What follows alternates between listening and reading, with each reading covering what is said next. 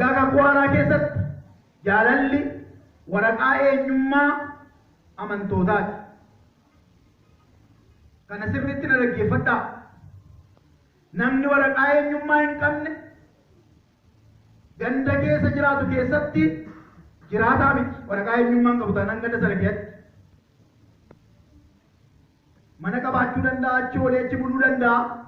Jiraataa ganda sanaa jedhamee kan inni waamamu waraqaa eenyummaa ganda sanaa qabaachuu dura jiraata. Kana achi jiraataa seeraa laati.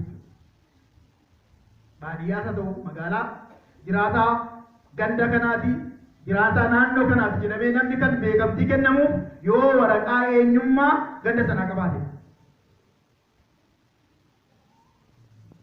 Amantoota ta'uun keenya sanbata walitti qabamuudhaan miti kan beekamtiin nuu kennamu. Maaliin?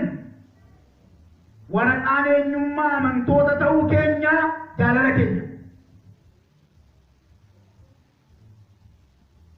Egaa jaalalli kun jara keenya, jaalalli kun akkaawuntii keenya irra hin jiru taanaan iddoo fuunee nama jaallannu hin qabnu. Nama gargaaruudhaaf ofii keenya illee gargaaruudhaaf bira dhaabachuudhaaf akkaawuntii isaa ofii isaarraallee gargaaruudhaaf akkaawuntii gorra meeqatu jira jedheedha. Jaalala nama yoo ta'e namaaf kennuu murteessu. Jaalala isa jedhu kana mushurroonni arraba dheedanii fuula keessan dura jiran kun waan walitti isaan fidu. Inni jalqabaa jaalala.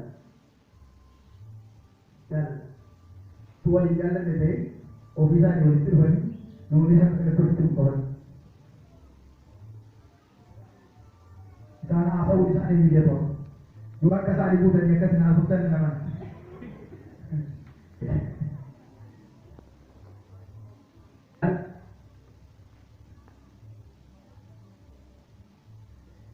Warri Giriikotaa waa'ee jaalalaa yeroo dubbatu bakka afuritti qoodan.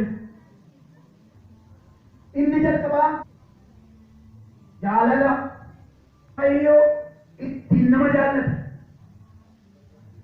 Jaalala tokko Waaqayyo isa tokko jaallatee isa tokko nama hundumaa hin jaallata. Nuyi Waaqayyoon jaallanneetu Waaqayyoon jaallatu. Jaalalli inni